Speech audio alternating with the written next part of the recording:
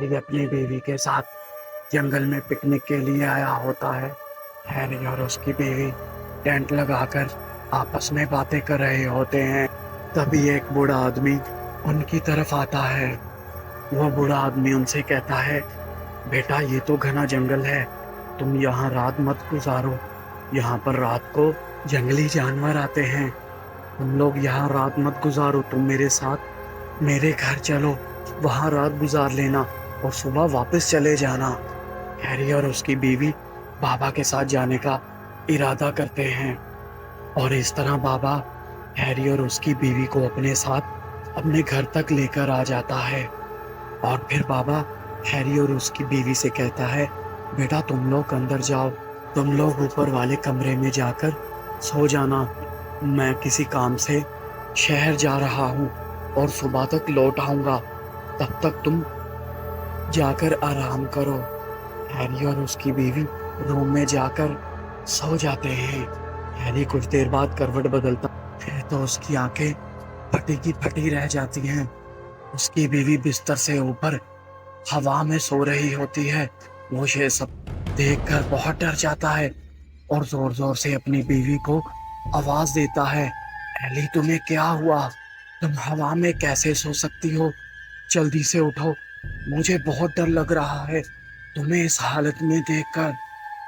Harry کے زور زور سے بولتے ہی ایلی سن کر واپس بیڈ پر آ جاتی ہے اور بیٹھ کر ہیری کی طرف دیکھتی ہے اور ہیری اسے ساری بات بتاتا ہے کہ کیسے تم ہوا میں اڑ کر سو رہی تھی اور تمہیں پتا بھی نہیں۔ ایلی ہیری کی بات سن کر یقین نہیں کرتی اور ہیری سے کہتی ہے، ہیری تمہیں کچھ زیادہ ہی نیند آئی ہے، تم بہت تھک چکے ہو، تمہیں نیند کی سخت ضرورت ہے، چلو تم بھی جلدی سے اب سو جاؤ۔ ہیری بھی ایلی کی بات سن کر سوچتا ہے کہ شاید یہ میرا وہم ہوگا اور ایلی کی طرح منہ کر کر دوبارہ سے ایک بار سونے کی کوشش کرتا ہے۔ کچھ دیر بعد وہ سیدھا ہوتا ہے تو پھر سے ڈر جاتا ہے۔ اس کے سر کے پاس ایک بہت ہی خوفناک شیطان کھڑا ہوتا ہے۔ وہ اڑتا ہے تو شیطان غائب ہو جاتا ہے۔ ہیری سوچتا ہے کہ شاید زیادہ نیند کی وجہ سے آج میرے ساتھ یہ کچھ ہو رہا ہے اور پھر سے لیٹ جاتا ہے اور پھر دوسری طرف کروٹ لے کر سوچ رہا ہوتا ہے کہ یہ میرا وہم ہے یا پھر سچ میں یہاں پر میرے ساتھ کچھ ہو رہا ہے۔ ابھی وہ یہ سب سوچ ہی رہا ہوتا ہے کہ اسے کسی کے چلنے کی آواز آتی ہے۔ وہ کروٹ بدل کر دیکھتا ہے تو اس کی بیوی ایلی دیوار پر چل رہی ہوتی ہے۔ وہ ایلی سے کہتا ہے، ایلی تمہیں کیا ہو گیا ہے؟ تم دیوار پر کیسے چل سکتی ہو جبکہ ایسا کرنا ناممکن ہے؟ وہ زور زور سے چیختا ہے۔ ہیری کی بات سن کر ایلی کو ہوش آتا ہے اور وہ زمین پر آ جاتی ہے اور وہ ہیری سے کہتی ہے، ہیری یہ کیا تھا؟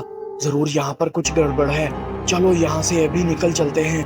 ہیری اور ایلی وہاں سے بھاگنے کے لیے نکلتے ہیں۔ وہ بھاگتے بھاگتے دوسرے روم میں آ جاتے ہیں۔ دوسرے روم میں آ کر ان کی جان ہی نکل جاتی ہے۔ وہ دیکھتے ہیں کہ دیوار کے ساتھ دو سرکٹی لاشیں پڑی ہوتی ہیں۔ وہ دیکھ کر بہت گھبرا جاتے ہیں اور پھر ایک دم سے وہاں پر شیطان آ جاتا ہے جو ہیری کو بیڈ روم میں نظر آیا ہوتا ہے۔ اور پھر وہ شیطان ان سے کہتا ہے، وہ جو بوڑھا آدمی تمہیں اس گھر میں لے کر آیا ہے وہ کوئی اور نہیں، میں ہی ہوں۔ میں انسان کے روپ میں آ کر تم لوگوں کو یہاں پر لے کر آیا ہوں۔ ان دونوں کی طرح تم دونوں کی منڈی کاٹ کر کھاؤں گا۔ اب تم دونوں بھی مرنے کے لیے تیار ہو جاؤ۔ اور اس طرح وہ ہیری اور ایلی کو بھی مار دیتا ہے۔